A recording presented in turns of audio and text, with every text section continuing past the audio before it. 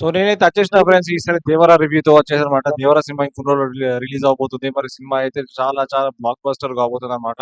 మరి ఎంతగానో ఎదురు చూస్తున్న 'దేవర' 'త్రిబుల్ ఆర్' తర్వాత రిలీజ్ అవుతుంది కాబట్టి ఈ సినిమా మీద చాలా ఎక్స్‌పెక్టేషన్స్ ఉన్నాయి. ఎందుకంటే మన 'రాజమౌళి' సినిమా తర్వాత ఖచ్చితంగా సినిమా అనేది ఏ హీరో చేసినా ఫ్లాప్ అయితదని అందరికీ నమ్మకం కాబట్టి ఆ సెంటిమెంట్‌ని ఖచ్చితంగా మన ఎన్టీఆర్ బ్రేక్ చేస్తారని నాకైతే నమ్మకం ఉన్నది. మరి మీకు కూడా నమ్మకం ఉంటే ఖచ్చితంగా లైక్ చేయండి.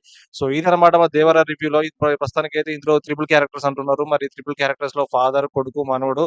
సో ఇది ఒక త్రిబుల్ రోల్ లెక్క ఉండబోతుందన్నమాట. మరి సినిమాలో ఏ రకంగా మరి కొరటాల శివ అనేది హైప్ ఇస్తున్నాడో మనం కూడా చూద్దాం. మరి విలన్‌గా అయితే సైఫ్ అలీ ఖాన్.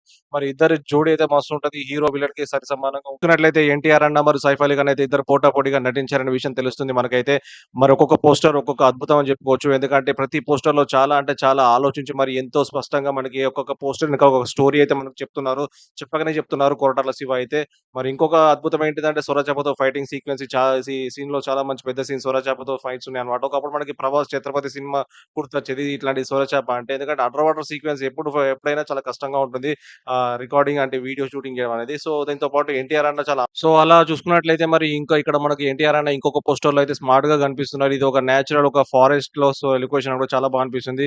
మరి ఇంకొక పోస్టర్‌లో అయితే చాలా వైలెంట్‌గా కనిపిస్తున్నాడు. మరి 'దేవరా' అనే టైటిల్ జస్టిఫికేషన్ చేస్తాడా క్లైమాక్స్ వరకు చూద్దాం మరి సినిమా అనేది ఎలా రాబోతుందో అనేది. మరి ఒక్కొక్క స్టిల్ అయితే కొంచెం అమాయకంగా, ఒక్కొక్క స్టిల్ అయితే కొంచెం లడ్డుగా ఇట్లా మనకి ఒక తండ్రి పాత్రలాగా, కొడుకు పాత్రలా, మనవడి పాత్రలా మరి మనకు తెలిసిన సమాచారం ఏంటిదంటే మరి చూసుకున్నట్లయితే ఒక చిన్న సింపుల్ రివ్యూ అన్నమాట. మరి మీరు కూడా 27 తారీఖు సినిమాకి వెళ్తా అంటే ఒక చిన్న కామెంట్ లైక్ చేయండి. మరి నేను కూడా వెళ్తాను. ఆ రోజు చూసిన తర్వాత ఇంకో రివ్యూ అయితే మనం మళ్ళీ చేద్దాం. Bye bye.